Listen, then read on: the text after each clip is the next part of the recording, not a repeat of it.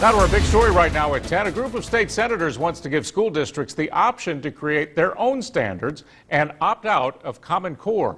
Local 15's Derek Rose is here now with reaction to that new bill. Greg, the bill has 13 sponsors, some of whom represent Mobile and Baldwin counties. They say Common Core takes away state control of education, but the bill's opponents argue Common Core sets the standards, the same standards across the state.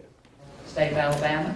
Introduced in the legislature this week, Senate Bill 443 puts the Common Core debate back in the headlines. If it passes, it will allow school districts the ability to opt out of the state's recently adopted standards in math and English.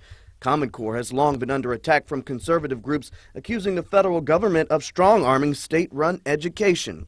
Some have even called for an all-out repeal, but this new bill, which has at least 3 Republican sponsors from Mobile and Baldwin counties, appears to be a compromise. Opponents argue the bill destroys consistency for students, especially transfers, because the bill opens the possibility of different standards in all 139 districts. That gives a gap in learning that if you have consistent standards and you have consistent goals for learning, then that transition is much easier for students and they can follow that curriculum. Speaking on behalf of Alabama Grit, a coalition of parents, teachers, and civic organizations, Mobile County School Superintendent Martha Peek today echoed the call for state leaders to keep Common Core in place and keep what they feel are consistent and high standards. You've got to have consistency, and you have to have good, solid standards in place across the state.